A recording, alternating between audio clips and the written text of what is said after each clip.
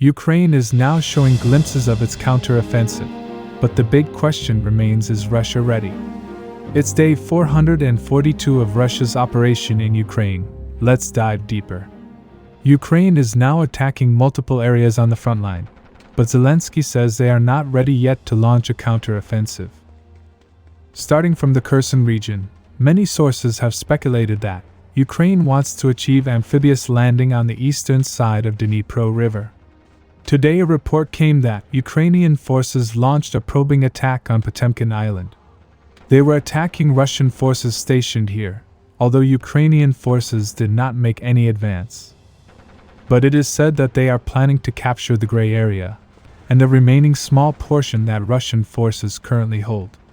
From there they are planning to capture this area left of it, and after that move to Zaporizhzhia. But I personally think this is a very complex operation, and given that Russia is using drones and aviation, it would be near impossible to cross all these rivers.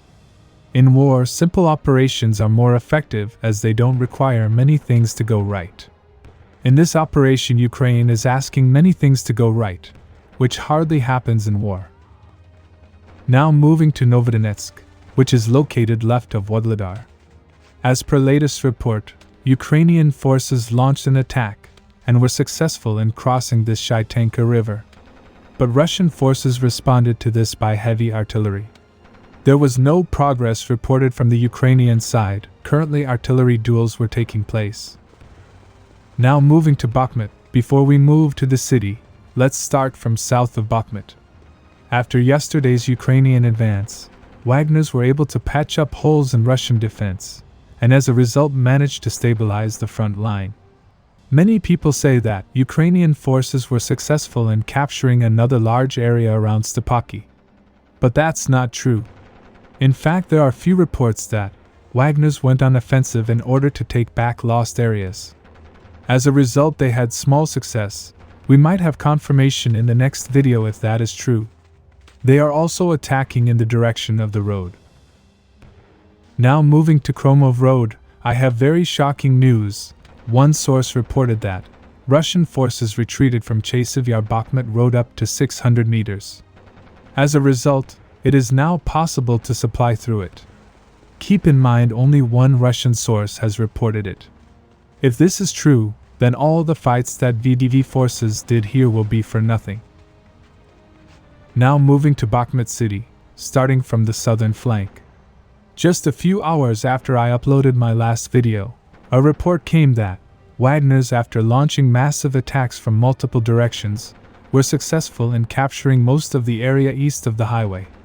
Ukrainian forces stationed here retreated. But some sources say that this area is currently considered a gray zone, but it should be cleared quickly. Now moving to the Citadel Area, in my last video I reported that I have received information that Wagners were able to take the first row of buildings under their control. But it seems like after the recent Ukrainian counterattack, these buildings are considered a gray zone. It is normal to see lower floors controlled by Wagners, while upper floors are controlled by Ukrainians. Now moving to the northern side of the Citadel Area. Here, if you remember, I told you how Wagners are having success at intersections of the road. Today we have confirmation from multiple sources that they were successful in capturing this area. This may look small, but this can easily work as a bridgehead in order to form a mini encirclement of Ukrainians here. Now moving a little westward, what happened to this area is unknown. No trusted sources have reported about it. And we have the same info about this area that Wagners are attacking the Olympic School area. But no progress was reported. For more frontline updates, subscribe. Let me know your thoughts in comments down below.